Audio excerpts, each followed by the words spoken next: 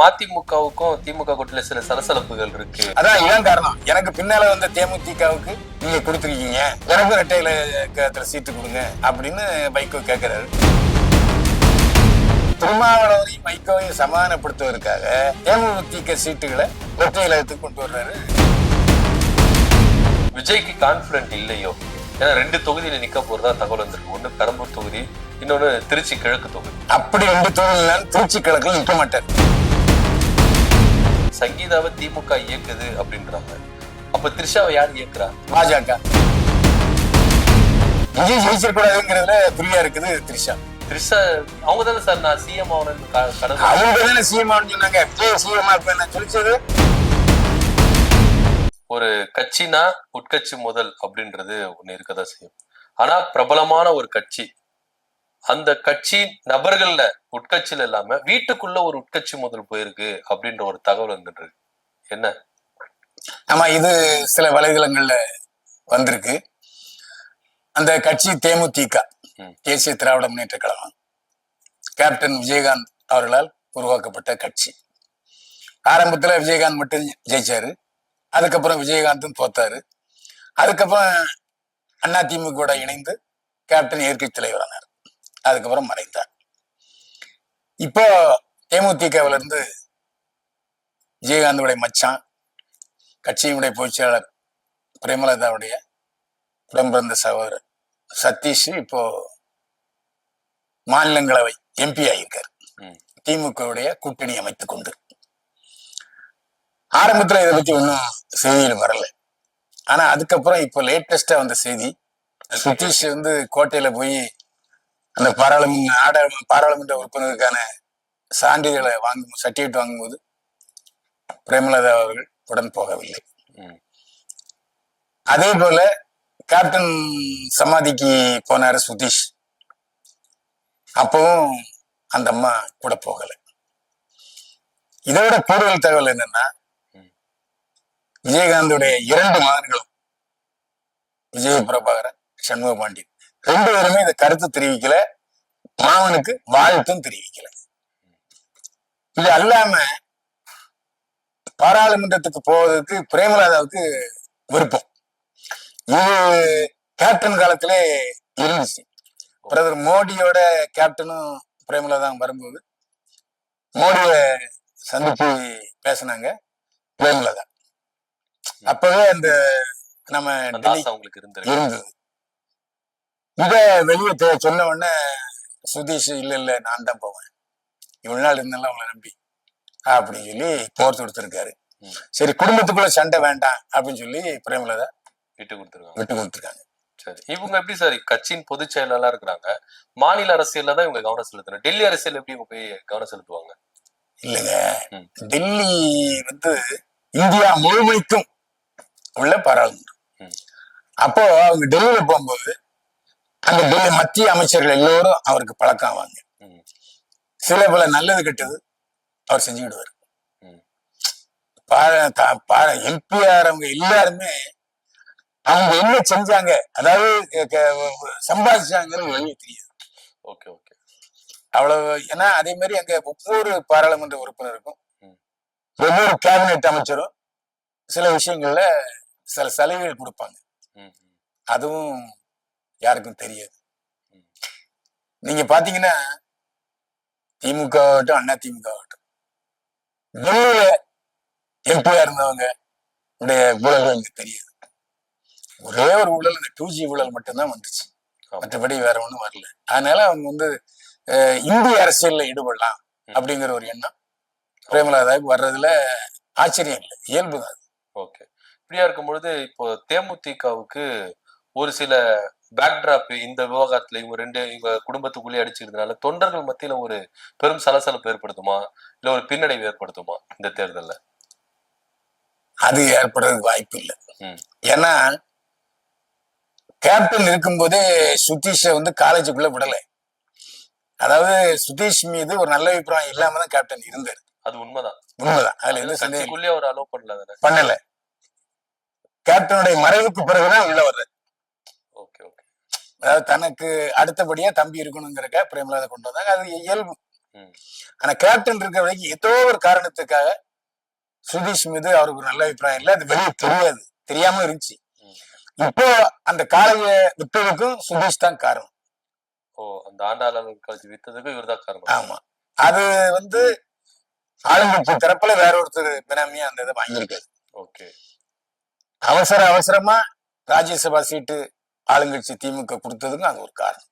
Okay, ஆனா இது எடப்பாடி பழனிசாமி கிட்ட எதிர்பார்த்தாங்க, அங்க மறுக்கப்பட்டவும் இங்க குடுக்குறாங்களே வாய்ப்பு அப்படின்ற மாதிரி கூட வந்திருக்கலாம். ஆமா, எடப்பாடி பழனிசாமி அந்த காலேஜ் எல்லாம் வாங்குறதுக்கான இது அவரு ஏத்துக்கல. அதுல எம்பி சீட்டு கொடுக்கறதுக்கு சொல்ல ராஜ்யசபா எம்பி சீட்டு கொடுக்கறதுக்கு அவர் ரெடியா தான் இருந்தாரு. அந்த டீலிங் சரியா வரல. அது காலேஜ் வச்சுதான் இந்த எம்பி டீலிங் நடந்துச்சு. இப்போ என்னன்னா லேட்டஸ்ட் தகவல், திமுக தலைவரும் முதலமைச்சருமான மு க ஸ்டாலின் உங்களை எம்பி சீட்டு கொடுத்துட்டேன், இப்ப காங்கிரஸுக்கு அதிகமான சீட்டு கொடுத்துருக்கேன், சோ உங்களுக்கு இரட்டை இலக்க சீட்டு கொடுக்க முடியாது அப்படின்னு சொல்றாரு. அதுல ஒரு நியாயம் இருக்கு. ஏன்னா தேமுதிகவுக்கு இரட்டை இலக்கத்துல சீட்டு கொடுத்தாங்கன்னா வைகோவும் அது கேட்பாரு, திருமாவளவனும் அது கேட்பாரு. சோ திருமாவளவனையும் வைகோவையும் சமாதானப்படுத்துவதற்காக தேமுதிக சீட்டுகளை இரட்டை இலக்கத்துக்கு கொண்டு வர்றாரு. இப்போ மதிமுகவுக்கும் திமுக கூட்டணியில சில சலசலப்புகள் இருக்கு. அதான் இதான் காரணம். எனக்கு பின்னால வந்த தேமுதிகவுக்கு நீங்க கொடுத்துருக்கீங்க, எனக்கும் இரட்டை இலக்கத்துல சீட்டு கொடுங்க அப்படின்னு வைகோ கேட்கிறாரு. சரி, அது ஒரு சென்டிமெண்டா பார்த்தா சரிதான். சரி, ஓகே. இதெல்லாம் ஒரு புறம் இருக்க, மதிமுகவுக்கு குறைவான சீட்டுகள், அதாவது மதிமுக டிமாண்ட் பண்ணதோட குறைவான சீட்டுகள் தரப்படும் அப்படின்னு திமுக தரப்புல சொன்னாலும் இப்ப கூட்டணியில இருந்து வெளியே வர போறேன் அப்படின்ற ஒரு நிலைப்பாட்டுல மதிமுக இருக்கிறதாவும் ஒரு தகவல் இருக்கு. இது சாத்தியமா? இல்ல, அது தவறான தகவல்.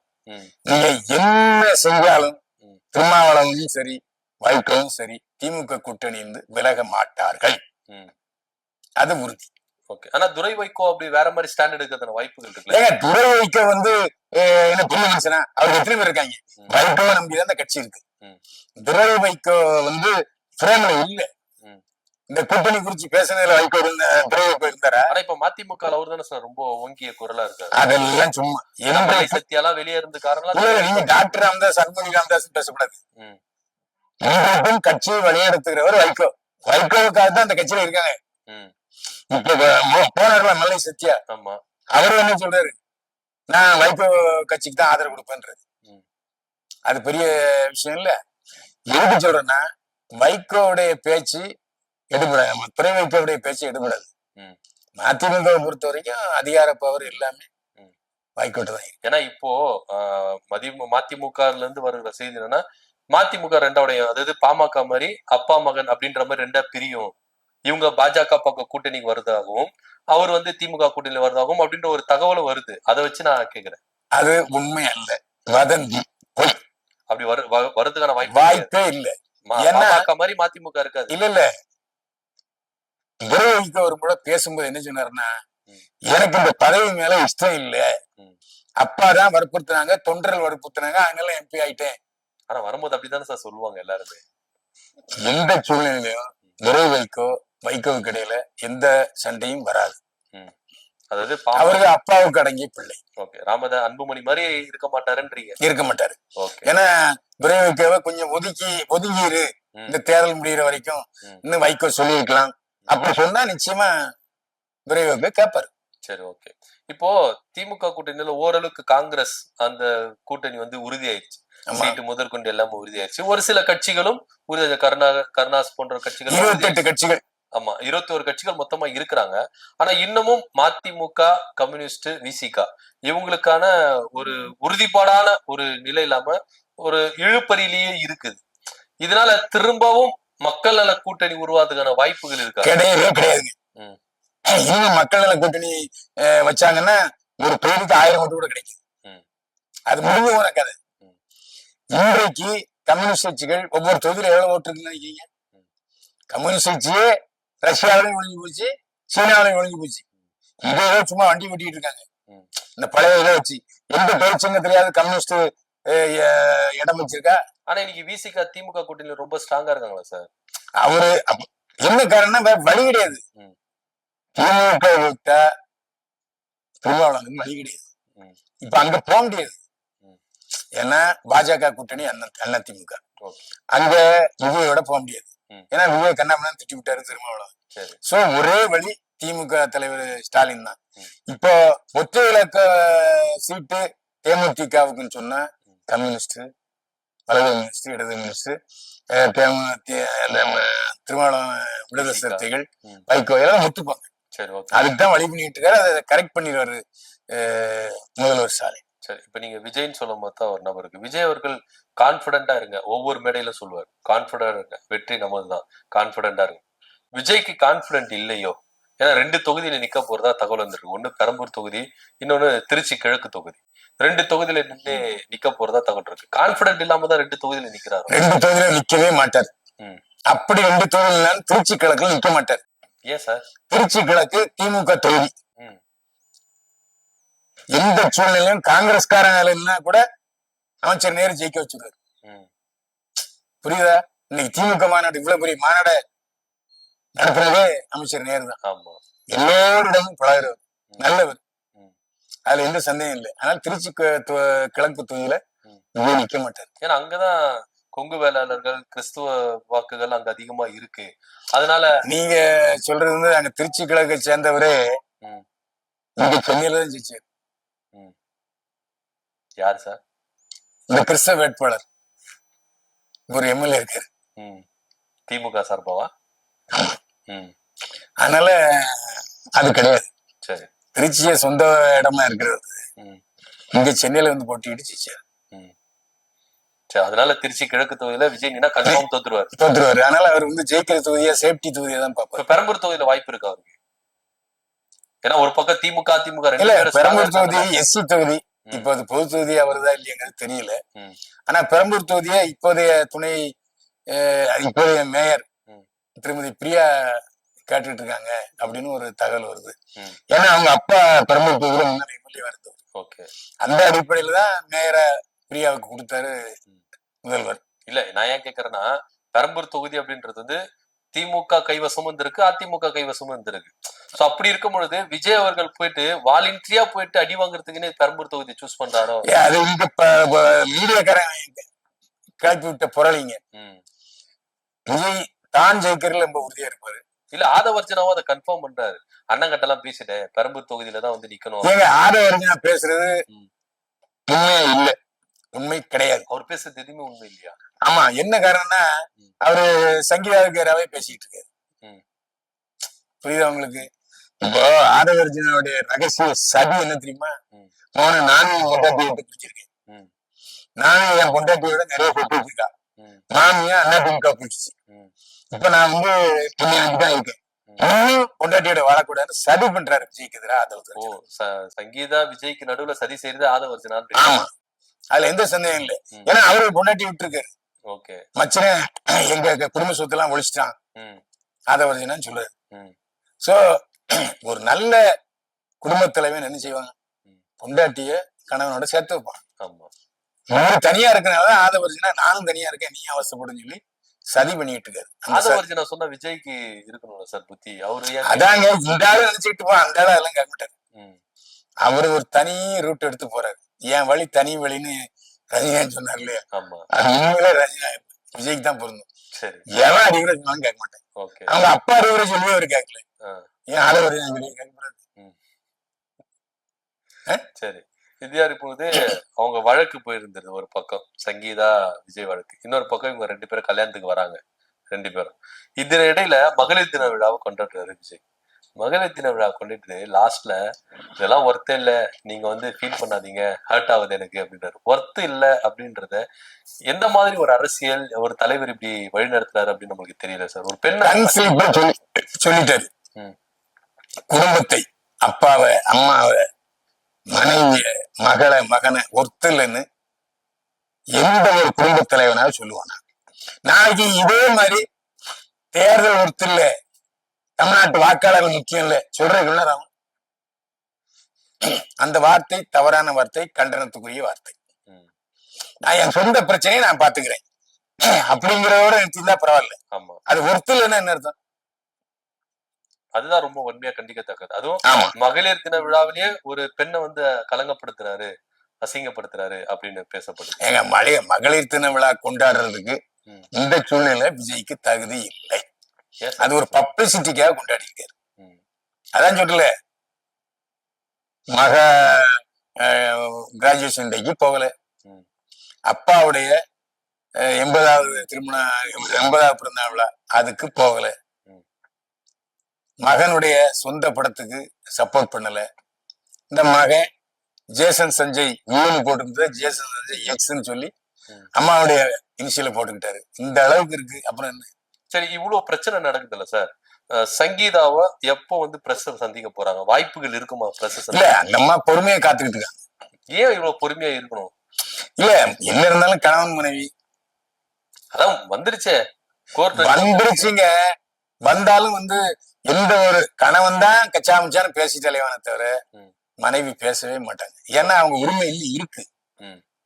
சட்டபூர்வமாக திருமதி விஜய் சங்கீதா தான். கோர்ட் இன்னும் முடிவெடுக்கல. ம். அதான் அவங்க திரும்ப பணி உரிமைகளெல்லாம் வந்து இருக்க உரிமை இருக்கு, எனக்கு இங்க வீடு இல்ல, ம். அதுக்கு பாதுகாப்பு கொடுங்க அவங்க சொல்லியிருக்காங்க. சரி. இதுபடியில விஜயுடைய வக்கீல்களும் சங்கீதாவும் கட்டியிருக்காங்க. ம். இப்படி இருக்கும் பொழுது சங்கீதாவை திமுக இயக்குது அப்படின்றாங்க. அப்ப த்ரிஷாவை யார் இயக்குறா? பாஜக. எதை வச்சு சொல்றீங்க? சங்கீதாவை திமுக இயக்கல. இல்ல, அவங்க சொல்றாங்க, தாவேகா தரப்புல இருந்து சொல்றாங்க. அதெல்லாம் பொய். ம். பாஜக த்ரிஷாவை இயக்குறதுக்கு வாய்ப்பு அதிகம். எதை வச்சு சொல்றீங்க? விஜய் ஜெயிச்சிடக்கூடாதுங்கிறதுல குறியா இருக்குது த்ரிஷா. த்ரிஷா அவங்க தானே சார் நான் சிஎம் ஆகணும்னு கனவு. அவங்க தானே சிஎம் சொன்னாங்க. விஜய் சிஎம் நான் சொல்லிச்சது இல்ல. பாஜகவுக்கு துணை போறாங்க த்ரிஷா. ம். இப்போ பாஜகவோட விஜய் இணைஞ்சாருன்னா ம். எல்லா பிரச்சனைகளும் முடியும். ம். ஒரே சொல்யூஷனுக்கான ஒரே பிரச்சனைக்கான தீர்வு, ஒரே தீர்வு, ம். சரி 40 சீட்டு கொடு, துணை முதல்வராக வாங்கிக்கிறேன் அப்படின்னு சொல்லி பாஜக அதிமுக போனாருன்னா ம்.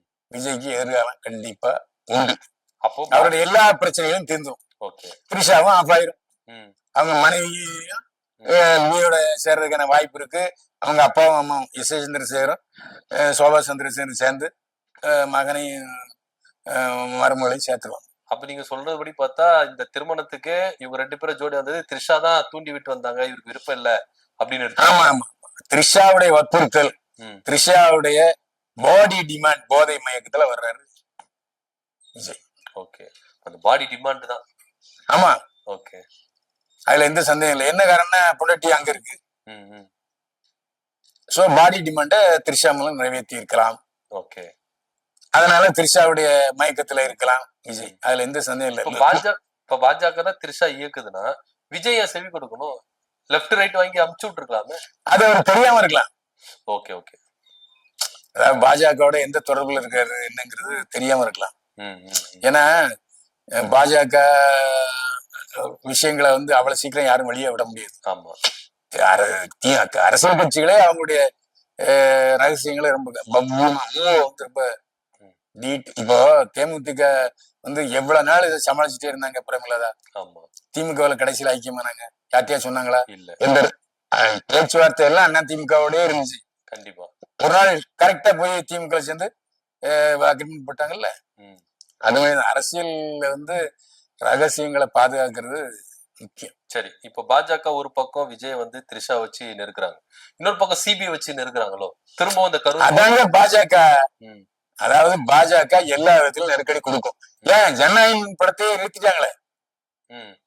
20ஆம் தேதி, இப்போ 14ஆம் தேதி வந்து சென்சார் சர்டிபிகேட் கொடுக்க இருந்துச்சு. ஆமா. நேற்று பாக்குறாரு சென்சார் குழுவினர். அதுல ஒருத்தர் எனக்கு உடம்பு சரியில்லைன்னு 3 வருடம் சொல்லிச்சிட்டாங்க. ஓ, இப்ப இந்த ரிவைசிங் பண்ணி குடுக்குறேன்னு சொன்னாங்க, அதுவும் கேன்சல் ஆயிடுச்சா? கேன்சல் ஆயிடுச்சு. ஓப்போ டோட்டலா நெருக்கடி கொடுத்துறாங்க பாஜக. கொடுத்துட்டாங்க. ஆனா விஜய் அவர்கள் சொல்றாரு எனக்கு எந்த வித அழுத்தம் கொடுக்கல பாஜக அப்படின்னு. ஏங்க அழுத்தம் கொடுத்து சொல்லிட்டே இருப்பாங்க. சொல்லணும்ல சார் பொதுவெளியில பாஜக பொதுவெளியில சொன்னா மறுபடியும் சேர்றதுக்கான வாய்ப்பு இருக்கா? இல்லாம போயிடும். ஓ, இன்னும் திருப்பி அழுத்தம் கொடுப்பாங்களோ? ஏங்க அரசியல்ல எது வேண்டுமானாலும் நடக்கலாம். அரசியலில் நிரந்தர பகைவனும் இல்லை, நிரந்தர எதுவும் இல்லை. சொன்னது யாரு? டாக்டர் கலைஞர் சொன்னார். பாஜகவிலையும் இருக்கணும் இணைஞ்சு 7 மந்திரி பெற்றாரு. இந்திரா காங்கிரஸையும் இணைஞ்சு 7 மந்திரியில பெற்றாரு. சரி. ஆமாவா இல்லையா? ஆமா. கெட்டிக்காரர். அதே மாதிரிதான் எந்த சூழ்நிலையும் எந்த அரசியல்வாதிக்கும் பதவிதான் முக்கியம். பன்னீர்செல்வம் எதுக்கு திமுக ஒண்ணாரு? ஆமா. யாராவது எதிர்பார்த்தோமா? இல்ல. அதே மாதிரி விஜயும் ஒரு ஷாக் கொடுக்கலாம். ஆனா ஆனா ஒரு விஷயம், எப்படியாவது விஜய் ஜெயிக்கணும், எம்எல்ஏக்கு வாங்கணும் அப்படின்னு அவருடைய தமிழ்நாடு வெற்றிகளை தொண்டர்கள் நினைக்கிறாங்க. நான் கூட நேற்று ஓலாவில், ஊபர்ல, ரேபிடோல பயணம் செஞ்சேன். எல்லா டிரைவர்களுக்கும் இது சம்பவம் தான்.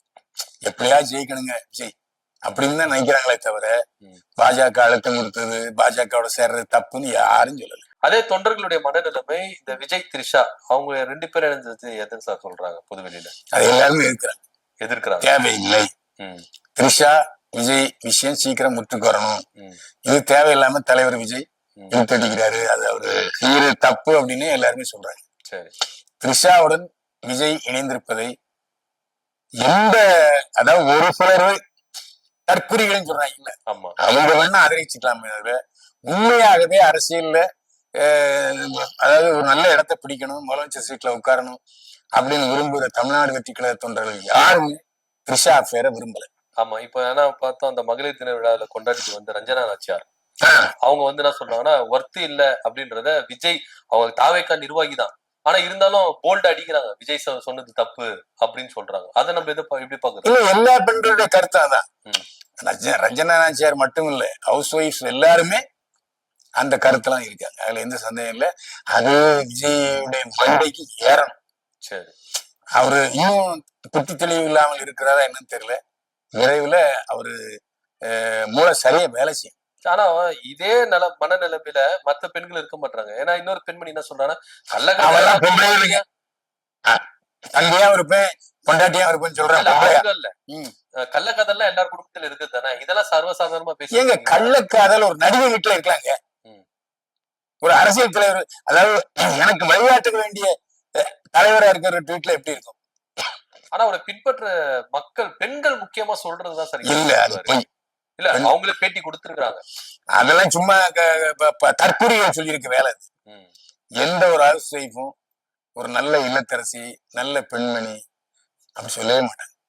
அதாவது என் புருஷன் 2 பொண்டாட்டியை வச்சிருக்கலாம் நீ எவ்வளவு சொல்லுவாடா? அப்படிப்பட்ட புருஷனுக்கே அந்த நிலைமை தான் அரசியல் கட்சியில இருக்கு. அப்ப தாவேக்கால இருக்கிற பெண்களுடைய கணவர்கள்லாம் பாக்கியசாலியா சார்? இல்ல இல்ல, கள்ளக்காதல் ஆதரிக்கிறாங்கல்ல? ஆதரிக்கல, நான் தான் திரும்ப சொல்றேன், எவனும் ஆதரிக்கல. சும்மா தற்குறிகள் சில எல்லா கட்சியும் இருப்பாங்க. அந்த மாதிரி தற்குறிகள் இந்த தப்பான விஷயத்த ஆதரிப்பாங்க, அவங்கள நம்ம லிஸ்ட்ல எடுத்துக்கூடாது. சரி, இப்போ பாஜக கூட விஜய் அவர்கள் கூட்டணி சேர போறாரு, அதாவது அந்த ஒரு நெருக்கடி கொடுக்குறாங்க அப்படின்னு சொன்னீங்க. இது எலெக்ஷனுக்கு முன்னாடி சேருவாரா இல்ல ஆஃப்டர் எலெக்ஷனுக்கு அப்புறம் சேருவாரா? எவ்வளவு நடக்கலாம். ஏன்னா இப்ப அண்ணா திமுக இழுபறி இருந்துச்சு, அப்போ அவர் நிச்சயமா திமுக போக மாட்டாரு, தீய சக்தின்னு சொல்லிட்டாரு. ஆமா, அப்போ அண்ணா திமுக கொள்கை எதிரின்னு சொல்லியிருக்காருல. எது கொள்கை? பாஜக கொள்கை எதிரின்னு இருக்காரு. ஏங்க பாஜக அண்ணா திமுக அதிக சீட்ல வருவாங்க, அப்ப அண்ணா திமுக தான் ஒரு ஆதரவு கொடுக்க முடியும். அதனால பாஜக அதுக்கு முன்னாடியே சேரலாம், அண்ணா திமுக கூட்டணி வச்சு விட்டு. ஏன்னா 60 சீட்டு கொடுக்குறேன்னு சொல்றாங்க, அதுவும் எடப்பாடி மாட்டேன்னு சொல்ல மாட்டாரு. அப்படிப்பட்ட சூழ்நிலை அண்ணா திமுக உறவு வச்சுக்கலாம். இல்ல தனியா போட்டுக்கிட்டு ஏதோ 4 சீட்டு 5 சீட்டு வரதா இருந்ததுன்னா பின்னாடி அண்ணா திமுக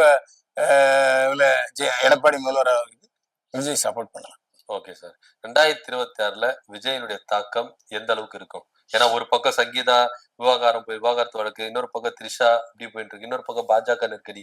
இதனால விஜய் தாக்கு பிடிப்பாரா எலெக்ஷனுக்கு உள்ளாக? இல்ல தாக்கு பிடிப்பாரு, அது இன்னொரு 20 நாள் 30 நாள் தெரியும். ஓகே, ஏன்னா அலையன்ஸ் இன்னும் அண்ணா திமுக முற்று பெறவில்லை, திமுக முற்று பெற்று விட்டது. காங்கிரஸ் எல்லாம் வச்சுட்டாங்க. திமுக இன்னும் வாய்ப்பு இருக்கு, அண்ணா திமுக வாய்ப்பு இருக்கு. அது பாஜகவும் எதிர்பார்க்கிறது, அண்ணா திமுக எதிர்பார்க்குது. ஏன்னா ஒரு பலமான கூட்டணியா இருக்கும். அதனால அண்ணா திமுக மாட்டேன்னு சொல்ல மாட்டாங்க, அது போக போக தெரியும். பார்க்கலாம் சார் என்ன மாதிரி தாக்கத்தை ஏற்படுத்துறாரு. எங்களுடைய நெஞ்சதுக்கு நன்றி சார், ரொம்ப நன்றி. மீண்டும் சந்திப்போம், வாழ்க வளமுடன்.